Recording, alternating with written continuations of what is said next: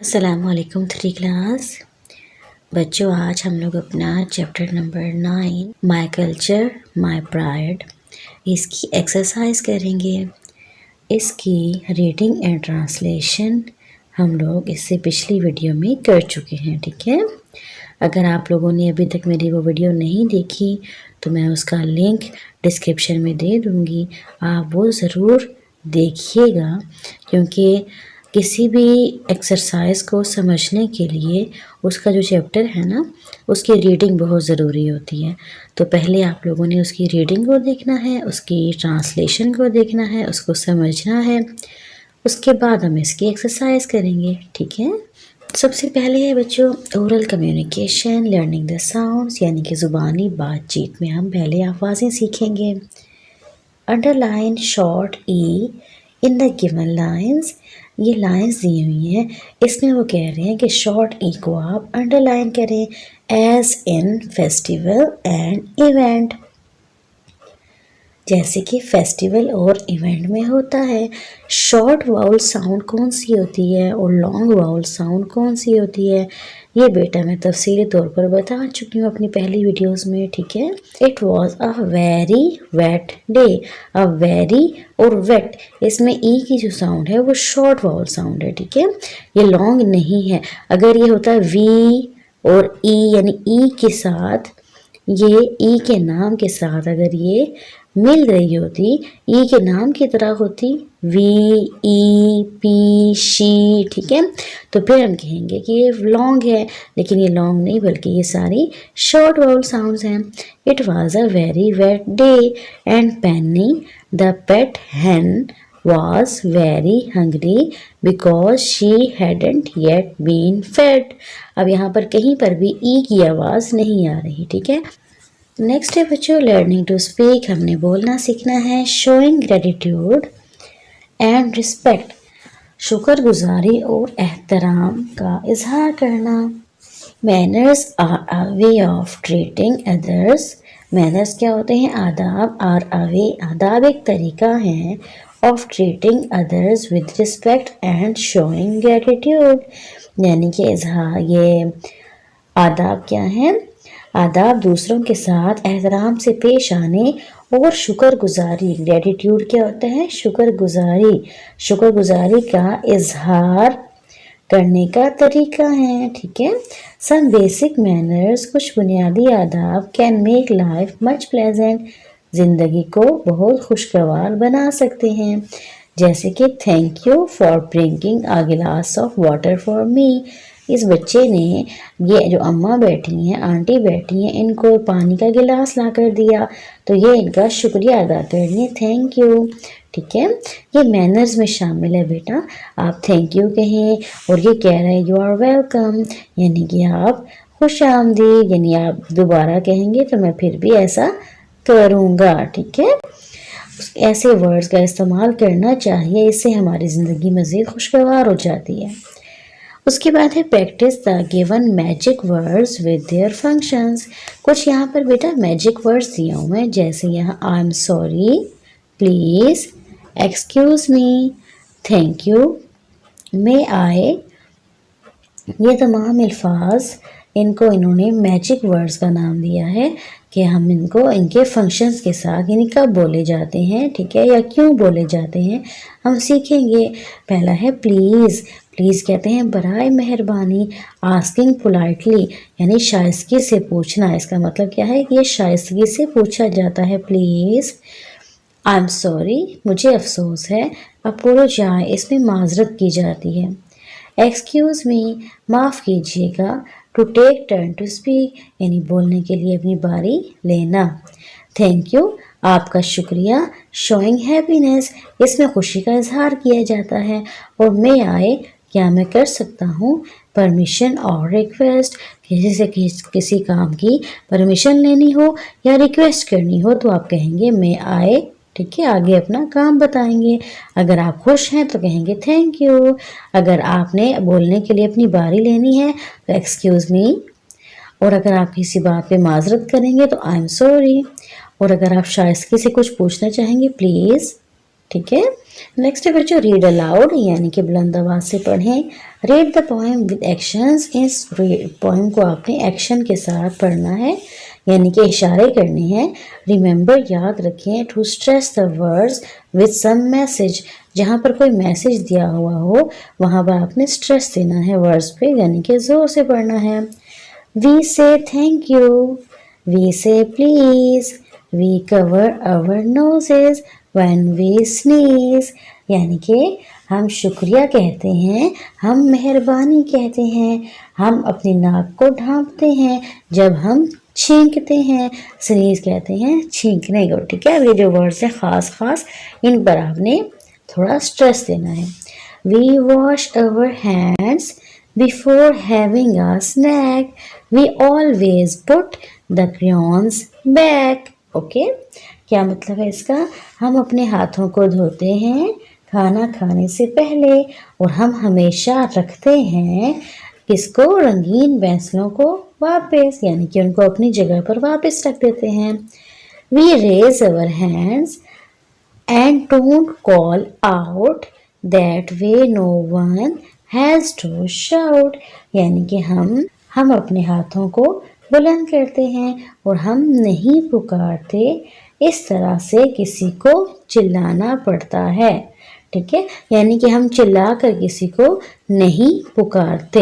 Okay, next है बेटा side words. से and spell the given side words, यानी अब आपने क्या करना है, यहाँ पर इन साइड वर्ड्स को पढ़ना है उनके स्पेलिंग के साथ। प्राइड, फखर, PRID प्राइड, SHOW शो दिखाना, FAIR फेयर मेला और CULTURE कल्चर सकाफत। नेक्स्ट है बच्चों रीडिंग एंड क्रिटिकल थिंकिंग, यानी इसमें आपसे कुछ क्वेश्चंस पूछे जाएंगे, तनकीदी सवालात होंगे। Reading comprehension, read the text of the unit, unit का टेक्स्ट आपने पढ़ना है, लेसन पढ़ना है and answer the following questions. Give any two qualities of Pakistani culture, यानी पाकिस्तानी कल्चर की कोई सी दो खूबियाँ बताएं। Why are events and festivals important for us, यानी कि जो मुख्तलिफ तकरीबात और त्यौहार होते हैं वो हमारे लिए क्यों इम्पॉर्टेंट हैं। Name an event which is arranged in your area, आपके इलाके में जो कोई तकरीब का इनकाद अगर किया जाता है, तमाम किया जाता है तो उसकी गिव डिटेल्स, उसकी डिटेल्स दें। और which festival do you enjoy the most, कौन सा फेस्टिवल आप सबसे ज़्यादा इन्जॉय करते हैं। गिव 2 रीजन्स, उसकी 2 रीजन्स बताएं। चलें इनके आंसर देखते हैं।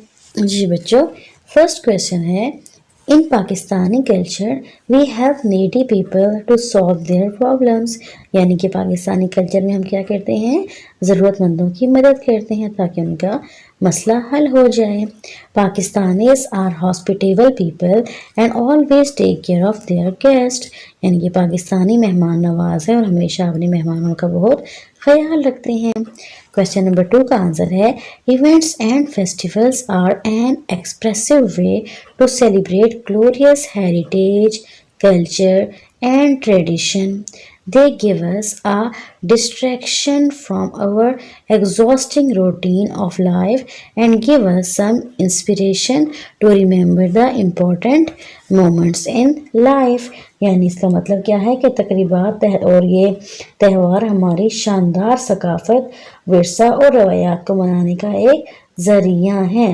ठीक है, ये हमें हमारे रोज़मर्रा के मामूल और उकताहट भरी ज़िंदगी से बाहर निकलने का मौका देते हैं और हमें ज़िंदगी की अहम चीज़ों, अहम लम्हात को याद रखने के लिए तहरीक देते हैं। ठीक है, क्वेश्चन नंबर 3 का आंसर है, A fair is held in our village every year, यानी कि एक मेला हमारे गांव में हर साल मुनक्कद होता है। ठीक है, लगता है। There are many shops in it, उसमें बहुत सी दुकानें होती हैं। All types, types TYPES, ठीक है, यहाँ P आएगा। All types of eatable are available in it, यानी खाने की हर तरह की चीज़ उसमें मौजूद होती है, वहाँ पर दस्तयाब होती है। I buy some toys and bangles, spelling mistake आ रही है, बैंगल्स। ठीक है, I buy some toys and bangles from fair, यानी कि मैं कुछ खिलौने और बैंगल्स यानी कि चूड़ियाँ इस मेले से खरीदती हूँ। और क्वेश्चन नंबर 4 क्या है, उसका answer I enjoy Eid ul Fitr the most, यानी कि मैं ईद उल फितर को बहुत ज़्यादा इंजॉय करती हूँ। I wear new dress and exchange gifts, यानी कि मैं नए कपड़े पहनती हूँ ओके और तहाइफ का तबादला करती हूँ। आई ऑल्सो रिसीव ईदी फ्रॉम माई एल्डर्स, और मैं अपने बड़ों से ईदी भी वसूल करती हूँ। बच्चों लैंग्वेज फोकस में vocabulary building, read the given words with their meanings, right syllables of the word. ये वर्ड्स हैं बेटा कल्चर, कल्चर में कितने सिलेबल्स आ रहे हैं, कल्चर 2 सिलेबल्स, और मीनिंग है अ वे ऑफ लाइफ यानी जिंदगी का अंदाज या जिंदगी का तरीका। फेस्टिवल, फेस्टिवल इसमें 3 सिलेबल्स हैं। Important days celebrated every year, यानी कि हर साल जो अहम दिन हम मनाते हैं, ठीक है, अहम दिन जो हर साल मनाए जाते हैं। इवेंट कहते हैं तकरीब को, इवेंट इसमें 2 सिलेबल्स हैं। और local functions arranged for a group of people of the area, यानी कि मकामी तकरीबात जिनका इलाके के लोगों के ग्रोह के लिए एहतमाम किया जाता है। शोज, शोज ये इसमें 1 ही सिलेबल है। डिस्प्ले या टू परफॉर्म यानी नुमाइश करना या फिर कारकर्दगी अंजाम देना।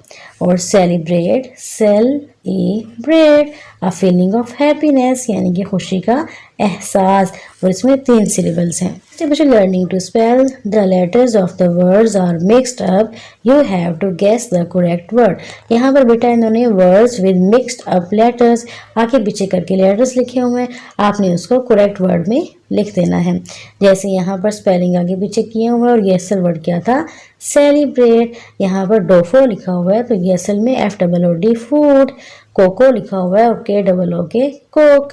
फिर मेहो यानी कि ये होम, इस पे है TEREG यानी कि री गेट, ठीक है। और भी है बच्चों टेंसेस यानी कि present, past, future. Tenses show us time, read the table below to see the use of verbs. Tenses कहते हैं बेटा ज़माने को यानी कि प्रेजेंट हाल, पास्ट माजी, फ्यूचर यानी कि मुस्तकबिल। टेंसेस शो अस टाइम, यानी टेंसेस हमें ज़माना, हमें वक्त के बारे में बताता है। रीड द टेबल बिलो, इस टेबल को पढ़ें to see the use of verbs, कि हम वर्ब्स को इनके वर्ब क्या कहते किसे कहते हैं, फेल यानी अफ़ाल को किस तरह इस्तेमाल करते हैं। पहले है प्रेजेंट, ठीक है, प्रेजेंट कहते हैं ज़माने हाल को। तो इसमें आई एम अ टीचर, मैं एक उस्ताद हूँ, ठीक है। ही इज़ अ टीचर, वो एक उस्ताद है। दे आर टीचर्स, वो उस्ताद हैं। ही टीचेस इंग्लिश, वो इंग्लिश पढ़ाता है। दे टीच इंग्लिश, वो इंग्लिश पढ़ाते हैं। अब पास्ट में आ जाए, पास्ट कहते हैं बेटा माजी को यानी कि जो ज़माना गुजर गया हो। इसमें हम वाज या वर का इस्तेमाल करते हैं यानी था, थी, ठीक है, थे। आई वॉज अ टीचर, मैं एक टीचर था, मैं एक उस्ताद था। ही वॉज अ टीचर, वो एक उस्ताद था। दे वर टीचर्स, वो उस्ताद थे। ही टॉट इंग्लिश, वो इंग्लिश पढ़ाता था। दे टॉट इंग्लिश, वो इंग्लिश पढ़ाते थे। ओके, यहाँ पर पहली फॉर्म आती है। We use the first form of the verb, for example go, cook, show, इसमें हम वर्ब की फर्स्ट फॉर्म यूज करते हैं। पास्ट में हम द सिंपल पास्ट टेंस में भी use the second form of the verb, verb की हम सेकंड फॉर्म यूज करते हैं जैसे कि वेंट, कुक्ड, शोड, ओके। और फ्यूचर में I will be a teacher, मैं एक टीचर बनूंगा। He will be a teacher, वो एक टीचर बनेगा। दे विल बी टीचर्स, वो टीचर्स बनेंगे। ही विल टीच इंग्लिश, वो इंग्लिश पढ़ाएगा। दे विल टीच इंग्लिश, वो इंग्लिश पढ़ाएंगे। फ्यूचर में बेटा विल बी और शेल बी का इस्तेमाल किया जाता है। The simple future tense we use will और shall with the first form of verb, और वर्ब की फर्स्ट फॉर्म यूज होगी जैसे शेल, गो, ओके। से बच्चों read the sentences and mark which tense they belong to. अभी आपने पढ़ लिया ना कि प्रेजेंट में हम पहली फॉर्म यूज करेंगे, पास्ट में हम सेकंड फॉर्म यूज करेंगे और फ्यूचर में हम will, shall and first form, okay. The students listened to the lesson with interest. अब देखिए बेटा लिसन्ड ईडी आ गया यानी कि सेकंड फॉर्म लगी हुई है, और सेकंड फॉर्म कहाँ लगती है, पास्ट में, तो ये हम पास्ट पे टिक कर देंगे। नेक्स्ट है my father will cook food today, will कहाँ आता है? फ्यूचर में। तो यहाँ पर हम इसे कहाँ लिखेंगे? फ्यूचर में। ठीक है, ये फ्यूचर का टेंस है, सेंटेंस है। Children play in the park. अब ये देखिए फर्स्ट फॉर्म आ गई है, तो फर्स्ट फॉर्म किसकी निशानी है? प्रेजेंट की। I always speak the truth. ये भी स्पीक फर्स्ट फॉर्म, तो ये प्रेजेंट है। We went to our village last Sunday. अब लास्ट संडे आ गया और सेकेंड फॉर्म भी लगी हुई है, तो इट्स मीन्स कि ये पास्ट का सेंटेंस है। इसके बाद है बच्चों fill in the blanks with verbs is am are. Okay, was verb. अब आपने देखना है कहाँ इज आता है, कहाँ एम, कहाँ are. Dash he your friend now. क्या वो अब आपका दोस्त है? यहाँ पर इज आ जाएगा, नाउ है इसका मतलब अभी की बात हो रही है। Is he your friend now? Yesterday, अब ये पास्ट की बात आ गई, यानी गुजरा हुआ कल। वर्ड दे प्लेइंग, अब ज्यादा लोग हैं, दे के साथ वर आएगा क्योंकि ये पास्ट की बात हो रही है। Word they playing cricket in the park, क्या वो पार्क में क्रिकेट खेल रहे थे? ठीक है, वाज एक बंदे के लिए होता है, उसका मतलब होता है था, और वर होता है ज्यादा, एक से ज्यादा लोगों के लिए, इसका मतलब है थे। Dash they working very hard to finish the work today. अब आज की बात हो रही है बेटा, तो यहाँ पर आ जाएगा दे है, तो दे के साथ आर का इस्तेमाल किया जाता है। Are they working very hard to finish the work today. Dash I going to the market when he called me. जब उसने मुझे बुलाया, ठीक है, मतलब कॉल्ड आ गया, तो ये सेकंड फॉर्म है, तो इसका मतलब है ये पास्ट का टेंस है, तो यहाँ पर वॉज आएगा। I going to the market, क्या मैं बाजार जा रहा था? व्हेन ही कॉल्ड मी, जब उसने मुझे बुलाया। She dash afraid of the dark, यानी वो अंधेरे से डरती है। ये आम प्रेजेंट की बात हो रही है, तो she is. Was he calling me last night, यानी पिछली रात को क्या उसने मुझे बुलाया था? तो वॉज आ जाएगा, उनकी पास्ट की बात हो रही है। नेक्स्ट है बच्चों राइटिंग में लर्निंग टू राइट। आपने लिखना सीखना है। Add 2-4 more festivals of your choice to the list given under from your own surroundings. अब यहाँ पर है day, month, festivals, national days. ठीक है, इसमें आपने 5 से 2 से 4 मजीद फेस्टिवल भी इसमें आप ऐड कर सकते हैं। ठीक है, जो आपके आसपास होते हैं इन डेट्स में। जैसे यहाँ पर डे है 23 से 26 तक। ठीक है, यहाँ पर फरवरी का मंथ है ये, और ये इसमें क्या होता है? स्प्रिंग सीजन फ्लावर शो, यानी कि मौसम बहार और नुमाइश होती है फूलों की। Flower shows in all big cities, तमाम बड़े शहरों में फूलों की नुमाइश होती है। उसके बाद क्या है? फरवरी मार्च में जश्न बहारा होता है। Week long celebrations with the start of spring season with many stalls of delicious food and games and etcetera, यानी हफ्ता भर की तकरीबात जो मौसम बहार के आगाज से शुरू होती हैं और जिसमें लजीज खानों के बेशुमार स्टॉल्स और खेल वगैरह होते हैं। इसके बाद डेट है 23 मार्च, पाकिस्तान डे, यानी यौम पाकिस्तान मनाया जाता है। Pakistan day to commemorate in Lahore resolution, यानी कि इस दिन की याद ताज़ा करने के लिए मनाया जाता है। किस दिन की? करारदाद लाहौर को याद मनाने के लिए यौम पाकिस्तान मनाया जाता है। ठीक है, 14 अगस्त को इंडिपेंडेंस डे है, celebrated to commemorate the day when Pakistan gained independence in 1947, यानी कि उस दिन की याद ताज़ा करने के लिए मनाया जाता है जब पाकिस्तान ने 1947 में आज़ादी हासिल की। नवंबर यानी 9 नवंबर इकबाल डे, यानी कि यौम इकबाल है, बर्थडे ऑफ अल्लामा मोहम्मद इकबाल। ठीक है, ये अल्लामा इकबाल की बर्थडे है 9 नवंबर को। और 25 दिसंबर क्या है? कायद आज़म डे, यानी यौम कायद आज़म है। मोहम्मद अली जिन्ना या फिर बर्थडे ऑफ जेसस क्रिस्ट अज़ईसा अलैहिस्सलाम का यौम विलादत मनाया जाता है। क्रिएटिव राइटिंग यानी तख्लीकी लिखाई में बच्चों क्या है? पहले है expository writing is to give information, यानी तशरीही तहरीर मालूमात देती है। We explain a subject, give directions और शो हाउ समथिंग हैपन्स। हम किसी मजमून की वजाहत करते हैं, हिदायत देते हैं या दिखाते हैं कोई चीज़ कैसे वाक़या होती है। We use linking words like first, second, then and finally.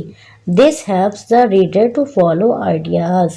यानी हम क्या करते हैं, मिलाने वाले अल्फाज जैसे अव्वल, दोम, तब और आखिरकार इस्तेमाल करते हैं। इससे पढ़ने वाले को ख्यालात पढ़ने में मदद मिलती है। ठीक है। Right and complete the lines given under as your first effort of expository writing, यानी कि आपने एक्सपोजिटरी राइटिंग की पहली कोशिश करनी है और इसको मुकम्मल करना है।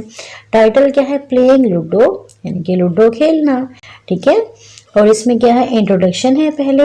Ludo is an indoor game, यानी कि लूडो एक घर में खेला जाने वाला खेल है। इट इज़ प्लेड, ये खेला जाता है। ये आपने 1 से 2 लाइन में इंट्रोडक्शन करवाना है इसका। आइडिया 1 में क्या देना है आपने, ये 1 to 2 लाइन्स आपने लिखनी है, फर्स्ट एंड सेकंड, यानी कि 2 चीज़ें लिखनी है यहाँ पे। आइडिया नंबर 2 में भी 2 लाइन्स हैं। इसमें आपने क्या करना है, लेटर एंड देन। ठीक है, इनका इस्तेमाल करके आपने लिखना है। और कंक्लूजन में आपने फाइनली लिख के इसको कंक्लूड कर देना है। ठीक है। और ये अभी हम करते हैं, उससे पहले हम यहाँ देखते हैं reading, fun reading, tongue twisters, learn to speak as fast as possible and share it with friends, यानी आपने कोशिश करनी है कि इसको जितनी जल्दी हो पढ़ लें। A sailor went to sea what he could see and all he could see was see। ठीक है। चलिए अब इसको हम करते हैं। चलें बच्चों, क्रिएटिव राइटिंग में आप लोगों ने क्या लिखना है, ऐसे स्टार्ट करना है। इंट्रोडक्शन पहले देना है। Ludo is an indoor game, Ludo एक घर में खेले जाने वाला खेल है। It is played for fun, ये इसे तफरीह के लिए खेला जाता है। फिर आइडिया नंबर 1 में आप क्या लिखेंगे, 4 players begin by placing their respective pieces in their bases, यानी कि 4 खिलाड़ी अपनी मुतलका गोटियाँ, ठीक है, गोटियों के साथ खेला जाता है ना, उसे हम रिस्पेक्टिव पीसेस कह रहे हैं, अपनी गोटियाँ इनके आगाज़ के मकाम पर रखकर खेल शुरू करते हैं। ठीक है। और each takes turn throwing the dice, और हर कोई दाना फेंकने पर अपनी बारी लेता है। और idea number 2, a player must roll a 6 to move a piece out of the base, यानी कि एक खिलाड़ी को अपने आगाज में क्या करना है, आगाज के मकाम से गोट को बाहर निकालने के लिए छक्का लगाना होता है। ठीक है। Then he put it on to the start position, उसके बाद फिर वो इसे स्टार्ट पोजीशन पर रखता है। और कंक्लूजन में क्या है, the first player to have all 4 of his pieces finish wins, यानी पहला खिलाड़ी जो अपनी चारों गोटों का चक्कर मुकम्मल करवा लेता है वो जीत जाता है। ओके।